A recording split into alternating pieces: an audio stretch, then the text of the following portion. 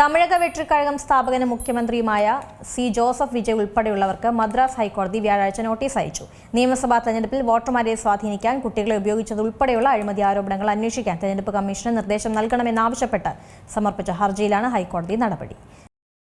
2026 തമിഴ്നാട് നിയമസഭാ തെരഞ്ഞെടുപ്പിൽ മുതിർന്നവർ തമിഴക വെട്രിക്കഴകത്തിന് വോട്ട് ചെയ്യുന്നുണ്ടെന്ന് ഉറപ്പാക്കണമെന്ന് വിജയ് കുട്ടികളോട് അഭ്യർത്ഥിച്ചതായി റിപ്പോർട്ട്. ഇതുമായി ബന്ധപ്പെട്ട വിജയ് ഉൾപ്പെടെയുള്ളവർക്ക് മദ്രാസ് ഹൈക്കോടതി വ്യാഴാഴ്ച നോട്ടീസ് അയച്ചു.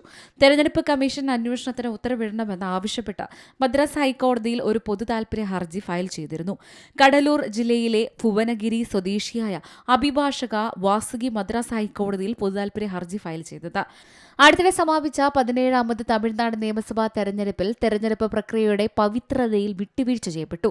DMK, AIADMK, തമിഴ് വെട്രിക്കഴകം എന്നിവയിൽ അംഗങ്ങൾ പ്രചാരണ കാലയളവിൽ പണം വിതരണം ചെയ്തതായും പ്രായപൂർത്തിയാകാത്തവരെ ചൂഷണം ചെയ്യാൻ എന്നിവയുൾപ്പെടെ വിവിധ മാർഗങ്ങളിലൂടെ വോട്ടർമാരെ അനാവശ്യമായി സ്വാധീനിച്ചു എന്നവരുടെ ഹർജിയിൽ പറയുന്നുണ്ട്.